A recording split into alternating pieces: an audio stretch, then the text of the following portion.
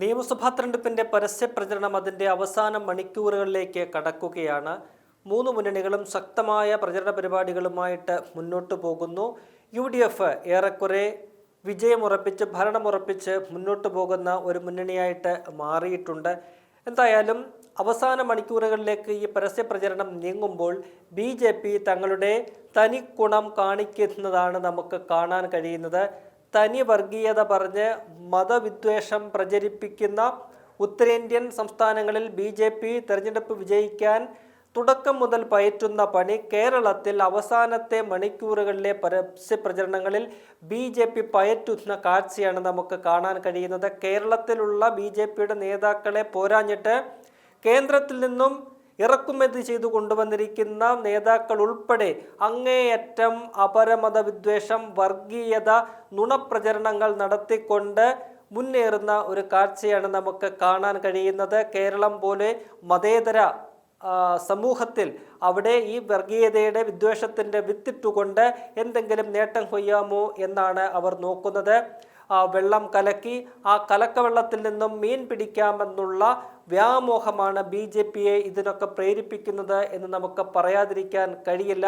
ഇന്ന് ഒരൊറ്റ ദിവസം കൊണ്ട് BJPയുടെ സംസ്ഥാന അധ്യക്ഷനും കേന്ദ്രമന്ത്രിമാരും ഉൾപ്പെടെ ഒരു പിടി നേതാക്കൾ നടത്തിയത് അങ്ങേയറ്റം പച്ച വർഗീയത നിറഞ്ഞ പ്രസ്താവനകളാണ്.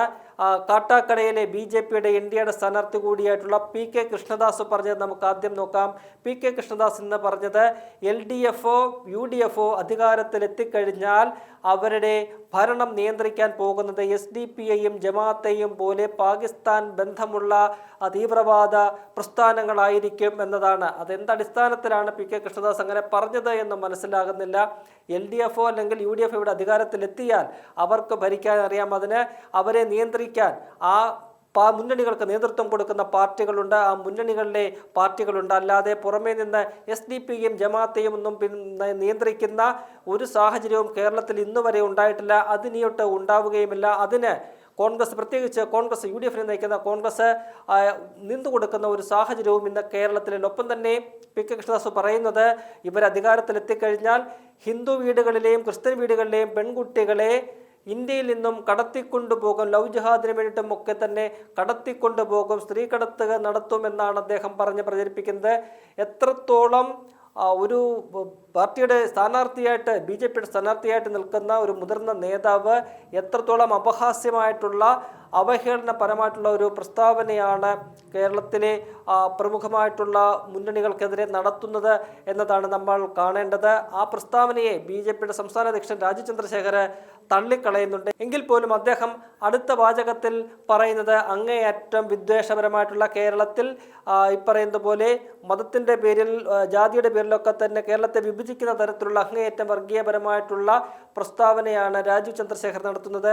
സംസ്ഥാന അധ്യക്ഷനാണ് BJPയുടെ. അദ്ദേഹം നേമത്തെ NDAയുടെ സ്ഥാനാർത്ഥി കൂടിയാണ്. അദ്ദേഹം പറയുന്നത് ഇത്തവണ കേരളത്തിൽ UDF അധികാരത്തിൽ എത്തിക്കഴിഞ്ഞാൽ അത് കോൺഗ്രസും ഒപ്പം തന്നെ UDFിലെ രണ്ടാമത്തെ ഘടകകക്ഷിയായിട്ടുള്ള ലീഗും തമ്മിൽ ചില ധാരണകളുണ്ട്, ചില ഡീലുണ്ട് എന്നാണ് രാജീവ് ചന്ദ്രശേഖർ തൻ്റെ കണ്ടെത്തലിലൂടെ പറയുന്നത്. അദ്ദേഹം പറയുന്നത് മുസ്ലിം ലീഗിന് ഉപമുഖ്യമന്ത്രി പദവും 6 മന്ത്രിസ്ഥാനവും കോൺഗ്രസ് വാഗ്ദാനം ചെയ്തിട്ടുണ്ട്.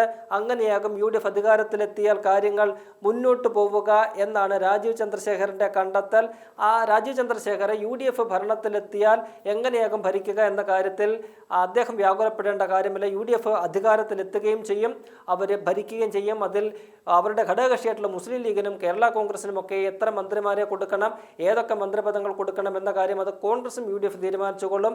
അതിനകത്ത് പൂച്ചയ്ക്ക് പൊന്നൊരുക്കുന്നിടത്ത് എന്ത് കാര്യമെന്ന് ചോദിക്കുന്ന പോലെ UDF അധികാരത്തിലേക്ക് എത്തുമ്പോൾ അതിനകത്തെ മന്ത്രിസ്ഥാനം വീതം വയ്ക്കാനും BJP വെറുതെ നോക്കിയിരുന്നിട്ട് കാര്യമില്ല. ഇത്തരത്തിലുള്ള വർഗീയ വിദ്വേഷ പരാമർശങ്ങൾ കൊണ്ട് യാതൊരു ഗുണവും BJPക്ക് കേരളത്തിൽ ഉണ്ടാകുമെന്ന് നിങ്ങൾ കരുതുകയും വേണ്ട. ഒപ്പം തന്നെ എന്തായാലും രാജീവ് ചന്ദ്രശേഖരൻ്റെ ആ പ്രസ്താവനയോടുകൂടി ഒരു കാര്യം ഉറപ്പായിട്ടുണ്ട്. വരുന്ന നിയമസഭാ തെരഞ്ഞെടുപ്പിൽ UDF അധികാരത്തിലെത്തുമെന്ന കാര്യത്തിൽ അദ്ദേഹത്തിന് സംശയമില്ല. മുസ്ലിം ലീഗിന് എത്ര മന്ത്രിസ്ഥാനങ്ങൾ കൊടുക്കും, ഉപമുഖ്യമന്ത്രി കൊടുക്കുമോ എന്നൊക്കെയുള്ള സംശയങ്ങൾ മാത്രമേ അദ്ദേഹത്തിനുള്ളൂ. അദ്ദേഹത്തിന് ഈ പറയുന്ന കോൺഗ്രസും ലീഗും തമ്മിലുള്ള ഡീലിനെ കുറിച്ചുള്ള വിവരം അദ്ദേഹത്തിന് ചോർന്ന് കിട്ടിയെന്നൊക്കെയാണ് പറയുന്നത്. UDF-ലെ കക്ഷികളാണ് ഈ പറയുന്ന മുസ്ലിം ലീഗ് ആണെങ്കിലും കേരള കോൺഗ്രസ് ആണെങ്കിലും RSP ആണെങ്കിലും അത്തരം പാർട്ടികളെല്ലാം തന്നെ കോൺഗ്രസ് നയിക്കുന്ന UDF മുന്നണിയിലെ കക്ഷികളാണ്.